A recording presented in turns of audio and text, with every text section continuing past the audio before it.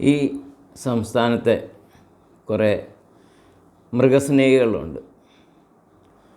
കർഷകർ, പ്രത്യേകിച്ച് മലയോര കർഷകർ മൃഗങ്ങളുടെ ആവാസ വ്യവസ്ഥയെ കയറി ആക്രമിച്ചു. മൃഗങ്ങൾക്ക് ജീവിക്കാൻ മാർഗമില്ല, മൃഗങ്ങൾ മനുഷ്യവാസമുള്ള സ്ഥലത്തേക്ക് വന്നു എന്നൊക്കെ പറഞ്ഞ് മൃഗങ്ങൾക്ക് വേണ്ടി വാദിക്കുന്നതാണ്. പക്ഷേ ഇവരൊരു കപട മൃഗസ്നേഹികളാണ് എന്നുള്ളൊരു സത്യമാണ്.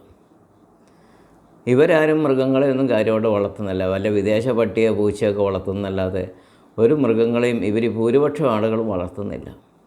പിന്നെ മൃഗസ്നേഹം കള്ളത്തരമാണെന്ന് പറയാനുള്ള മറ്റൊരു കാരണം, ഇവർ ഭൂരിപക്ഷം ആളുകളും നല്ല പോത്തിറച്ചിയും പോർക്കിറച്ചിയും ചിക്കനും മട്ടനും മീനും എല്ലാം കഴിക്കുന്നവരാണ്.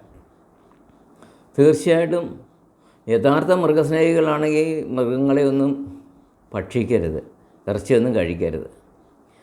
അവർക്ക് ധൈര്യമുണ്ടെങ്കിൽ കേരളത്തിലുള്ള ഈ ഇറച്ചിക്കടകളൊക്കെ പൂട്ടിക്കണം, ഒന്നുകിൽ കേസ് കൊടുക്കണം, അല്ല മറ്റെന്തെങ്കിലും നിയമപരമായ നടപടി സ്വീകരിക്കണം. ഇതൊന്നും ചെയ്യാതെ ഇവർ കേവലം മൃഗസ്നേഹികളാണെന്ന് പറഞ്ഞ് പത്രത്തിലും സോഷ്യൽ മീഡിയയിലും ടി വിയിലും ഒന്നും പറയുന്ന കാര്യമില്ല. അതുകൊണ്ട് ഇവരുടെ ഈ കപട മൃഗസ്നേഹത്തെക്കുറിച്ച് ഞാൻ ഒരു കൂടിയ വീഡിയോ ചെയ്തിട്ടുണ്ട്. നിങ്ങൾക്കത് യൂട്യൂബിൽ കാണാൻ കഴിയും.